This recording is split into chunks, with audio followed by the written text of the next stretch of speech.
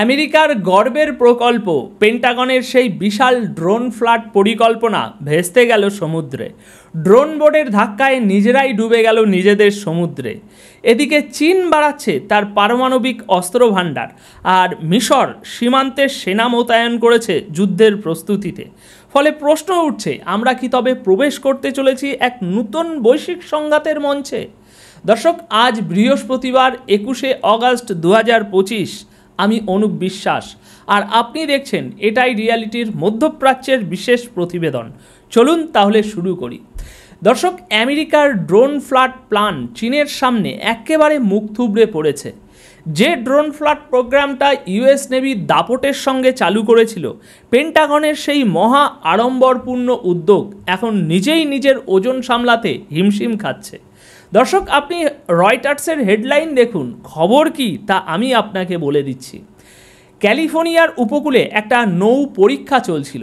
সেখানে পেন্টাগনের সেরা স্বয়ংক্রিয় ড্রোন বোটগুলোর ক্ষমতা দেখানোর কথা ছিল, কিন্তু যা হওয়ার ছিল তার উল্টোটাই ঘটল।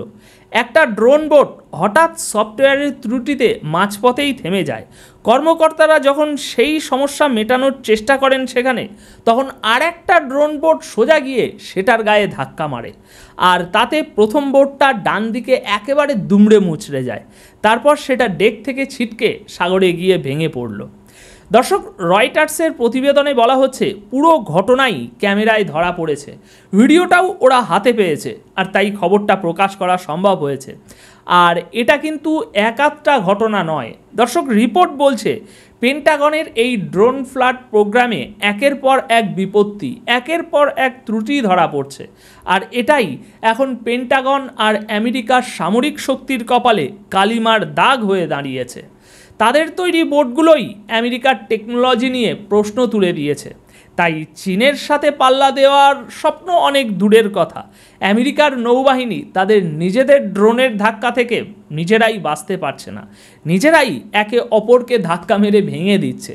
যেটাকে পেন্টাগন ভবিষ্যতের যুদ্ধের কৌশল বলছিল, সেটা আপাতত একেবারে কমেডি অফ এরার্স, মানে এক বিরাট হাস্যকর কর্মকাণ্ডে পরিণত হয়েছে। চলুন এবার পরবর্তী খবরের দিকে এগোনো যাক। দর্শক, চীন এখন শুধু প্রচলিত সামরিক শক্তিই বাড়াচ্ছে না, তারা দ্রুত হারে নিজের পারমাণবিক অস্ত্রভাণ্ডারও ফুলিয়ে ফাঁপিয়ে তুলছে। রয়টার্সের রিপোর্ট বলছে তারা নিউক্লিয়ার অস্ত্রভাণ্ডারকে দ্রুত গতিতে বিস্তার করছে। আমেরিকার সেনা ও অস্ত্র বিশেষজ্ঞদের মতে চীন ইতিমধ্যেই এক ধারাবাহিক ও ব্যাপক পারমাণবিক সম্প্রসারণের পথে হাঁটছে। ইউএস স্ট্র্যাটেজিক কমান্ডের প্রধান জেনারেল অ্যান্থনি কটন মার্কিন কংগ্রেসকে জানিয়েছিলেন যে শি জিনপিং সরাসরি নির্দেশ দিয়েছেন যাতে পিপলস লিবারেশন আর্মি 2027 সালের মধ্যে তাইওয়ান দখলের জন্য প্রস্তুত থাকে। চীনের এই বাড়তি পারমাণবিক অস্ত্র মজুত আসলে সেই বড় পরিকল্পনারই অঙ্গ, তাইওয়ানের উপরে নিয়ন্ত্রণ নেওয়ার প্রস্তুতি। আর এই কারণেই চীন এখন জমি, আকাশ আর সমুদ্র এই 3 দিক থেকেই নিজের পারমাণবিক অস্ত্রশক্তি বাড়াচ্ছে। তবে চীন বারবার তাদের নো ফার্স্ট ইউজ বা আগে আমি ব্যবহার করব না নীতি পুনরাবৃত্তি করে চলেছে। 2023 সালের প্রতিরক্ষা নীতিতেও তারা প্রতিশ্রুতি দিয়েছিল চীন প্রথমে কোনোভাবেই পারমাণবিক অস্ত্র ব্যবহার করবে না। অর্থাৎ কেউ যদি তাদের উপর পারমাণবিক হামলা চালায় তখন কতটা জবাব দেবে সেটা নির্দিষ্ট নয়, কিন্তু আগে থেকে তারা কোনো হামলা করবে না। এমনকি এটাও স্পষ্ট করে বলা হয়েছে যারা পারমাণবিক শক্তি রাখে না সেই দেশগুলোকেও চীন কোনোভাবেই হুমকি দেবে না, আক্রমণও করবে না। চীনের প্রতিরক্ষা মন্ত্রণালয় জানিয়ে দিয়েছে আমাদের পারমাণবিক নীতি কেবল আত্মরক্ষার জন্য, আমাদের কৌশল পরিষ্কার, শুধু নিজেদের নিরাপত্তার খাতিরেই আমরা কাজ করছি, উৎপাদন করছি। অর্থাৎ বাইরের দুনিয়াকে চীন বোঝাতে চাইছে যে তারা শান্তির পক্ষে, কিন্তু আড়ালে আবডালে পুরো পরিকল্পনাটাই দাঁড়িয়ে আছে তাইওয়ানকে ঘিরে। সেখানে চলছে এক ব্যাপক পারমাণবিক আধুনিকরণের প্রক্রিয়া। আর মনে রাখবেন, যদি কখনো তাইওয়ান নিয়ে যুদ্ধ বাধে সেটা হবে ভয়াবহ মাত্রার যুদ্ধ, একেবারে মহা ধ্বংস ডেকে আনার মতো সংঘাত। এদিকে পরবর্তী খবর হলো গাজার সীমান্তে পরিস্থিতি ক্রমই ভয়াবহ হয়ে উঠেছে। মিডল ইস্ট আইয়ের এক বিশেষ প্রতিবেদনে বলা হয়েছে মিশর উত্তর সিনাইয়ে প্রায় 40,000 সেনা মোতায়েন করেছে। একজন জ্যেষ্ঠ সামরিক সূত্র মিডল ইস্ট আইকে জানিয়েছেন এই সংখ্যাটা 1979 সালের মিশর ইসরায়েল শান্তি চুক্তিতে নির্ধারিত সীমার প্রায় দ্বিগুণ। মানে চুক্তি অনুযায়ী 20,000-এর বেশি সেনা থাকার কথা নয়, কিন্তু এখন সেখানে 40,000 সেনা মোতায়েন করা হয়েছে। অর্থাৎ এখন খেলা সরাসরি যুদ্ধের প্রস্তুতির মঞ্চে দাঁড়িয়ে গেছে। সূত্রের ভাষায় মিশরের সেনাবাহিনী বহু বছর পর এবারই সবচেয়ে বেশি সতর্ক অবস্থানে আছে। আর এই সিদ্ধান্তটা এসেছে মিশরের প্রেসিডেন্ট আবদেল ফাতাহ আল সিসির সরাসরি নির্দেশে। দর্শক, সিসি সেনাবাহিনীর সর্বোচ্চ পরিষদ আর ন্যাশনাল সিকিউরিটি কাউন্সিলকে ডেকে বৈঠক করেন এবং সেখানে স্পষ্ট নির্দেশ দেন যে যাও, সেনা মোতায়েন করো, মাথার উপর বিপদ ঘনিয়ে আসছে। মিশরের অভিযোগ, ইসরায়েলের পরিকল্পনা হচ্ছে গাজায় হামাসকে ডিসমেন্টেল করে লক্ষ লক্ষ ফিলিস্তিনিকে তুলে এনে সিনাই অঞ্চলে ঠেলে দেওয়া। আর দর্শক, এটা নতুন কিছু নয়, বহুদিনের আঁচ করা একটা প্ল্যান এটা। আর মিশরের মতে সেই আশঙ্কা এখন ইসরায়েল বাস্তবায়িত করার পথে হাঁটছে। তবে মিশর এবার খোলাখুলি বলে দিয়েছে এই পরিকল্পনা কোনোভাবেই মানা হবে না। ফিলিস্তিনিদের আমরা আমাদের ভূমিতে ঠেলে আনতে দেব না। দেখুন, ফিলিস্তিনিরা যদি সত্যি ঢুকে পড়ে সেটাই আল সিসির সবচেয়ে বড় দুশ্চিন্তা। কারণ আগেই দেশের অর্থনীতি নড়বড়ে অবস্থায় আছে, তার উপর যদি আবার নতুন করে লাখ লাখ মানুষ এসে পড়ে তাহলে বোঝা আরও বেড়ে যাবে। উপরন্তু এরা আলাদা মানসিকতার, আলাদা রকম ক্ষোভ বিক্ষোভ নিয়ে আসবে, যা আবার নতুন একটা অস্থিরতা ডেকে আনতে পারে। তাই এখন আসল প্রশ্ন হচ্ছে, গাজার ক্ষত কি মিশরের সীমান্ত পর্যন্ত ছড়িয়ে পড়বে, নাকি কায়রোর এই সতর্ক অবস্থানই ইসরায়েলের সেই পরিকল্পনা আটকে দিতে পারবে? সময়ই এর সঠিক উত্তর দিতে পারবে। দর্শক, এবার যে খবরটা আপনাদেরকে শোনাতে যাচ্ছি সেটা সত্যিই হৃদয়ে আঘাত করবে, আপনাদেরও করবে। ইসরায়েল E1 সেটেলমেন্ট প্রজেক্ট চূড়ান্ত অনুমোদন দিয়ে দিয়েছে। এই E1 সেটেলমেন্ট প্রজেক্ট কি সেটা গুগল করলে বুঝতে পারবেন, আমি আগেও ব্যাখ্যা করেছি। এখন সহজ করে বললে E1 সেটেলমেন্ট মানে হলো সেই পূর্ণাঙ্গ পরিকল্পনা যা ওয়েস্ট ব্যাঙ্কে একেবারে মাঝখান থেকে কেটে দেবে এবং পূর্ব জেরুজালেমকে আলাদা করে ফেলবে। আর ওই পূর্ব জেরুজালেমেই আছে মসজিদে আল আকসা।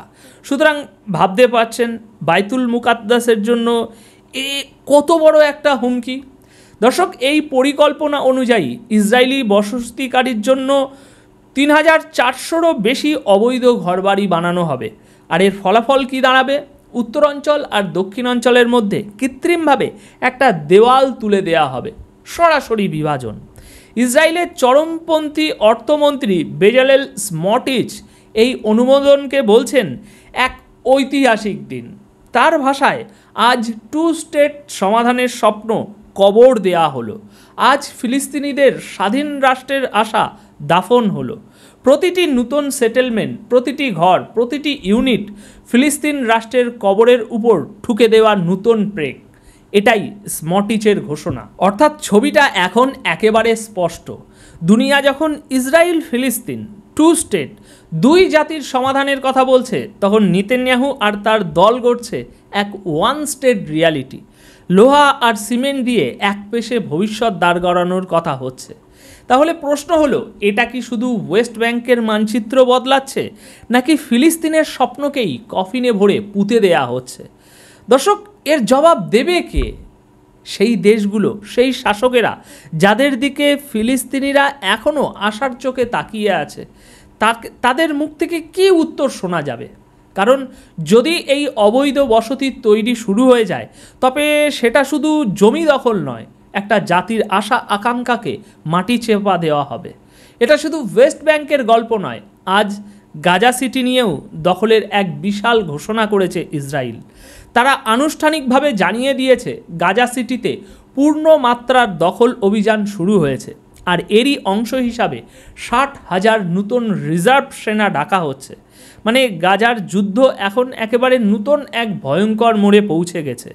গতকাল বুধবার ইসরায়েল ঘোষণা করেছে গাজা সিটি দখলের জন্য বড়সড় সামরিক অভিযান শুরু হচ্ছে। আর এই মিশনে অংশ নিচ্ছে 5টি ডিভিশন, সঙ্গে আগেই মোতায়েন থাকা প্রায় 1 লাখ রিজার্ভ সেনা। এর উপর নতুন করে 60,000 সেনা যোগ দেবে। ইসরায়েলের প্রতিরক্ষা মন্ত্রী ইসরায়েল কাটজ তিনি অনুমোদন দিয়েছেন গাজার সবচেয়ে ঘনবসতিপূর্ণ এলাকায় অভিযান চালানোর। একেবারে সোজা সাপটা ঘোষণা দিয়েছেন, নতুন অপারেশন শুরু হোক, এগিয়ে নাও এটাকে। আর এখানে আইডিএফের বক্তব্য, এই সামরিক অভিযান কয়েক মাস নয়, বরং বছরের পর বছর চলতে পারে, এমনকি 2026 পর্যন্তও গড়াতে পারে। কিন্তু এদিকে মানবাধিকার সংগঠনগুলো কড়া হুঁশিয়ারি দিচ্ছে, এই পদক্ষেপ গাজার মানবিক বিপর্যয়কে আরও গভীর করে তুলবে। ইতিমধ্যেই টানা 22 মাস ধরে যুদ্ধ চলছে, গাজা প্রায় ধ্বংসস্তূপে পরিণত হয়েছে, লক্ষ লক্ষ মানুষ বারবার গৃহহীন হয়েছে, অসংখ্য বসতি মাটির সঙ্গে মিশে গেছে, প্রতিদিন ক্ষুধায় মৃত্যুর সংখ্যা বাড়ছে, আর এখন পরিস্থিতি প্রায় দুর্ভিক্ষের মতো হয়ে দাঁড়িয়েছে। কিন্তু সেখানে ইসরায়েল বলছে নিরাপত্তার স্বার্থে এই অভিযান অত্যন্ত জরুরি। তবে সমালোচকেরা প্রশ্ন তুলেছেন, এত বিশাল সামরিক অভিযান, যেখানে হাজারো প্রাণের ঝুঁকি, যদি শেষমেশ গাজা ফেরতই দিতে হয়, তাহলে এর আসল মূল্য দেবে কে? কে দেবে এর জবাব? দর্শক, ছবিটা একেবারে পরিষ্কার। মধ্যপ্রাচ্যের দাবানল এখন ছড়িয়ে পড়েছে গাজা থেকে সিনাই, ওয়েস্ট ব্যাংক থেকে তাইওয়ান পর্যন্ত। এই আগুন আরও কত দূর যাবে, কে থামাবে, এটাই সবচেয়ে বড় প্রশ্ন। আপনারা ছিলেন এটাই রিয়ালিটির সঙ্গে, আমি অনুপ বিশ্বাস। বিদায় নিচ্ছি এখনকার মতো। পরবর্তী পর্বে ফিরব নতুন তথ্য, নতুন বিশ্লেষণ আর অজানা কিছু খবর নিয়ে। ভালো থাকুন, সচেতন থাকুন আর চোখ রাখুন এটাই রিয়ালিটিতে। ধন্যবাদ আপনাদের সকলকে।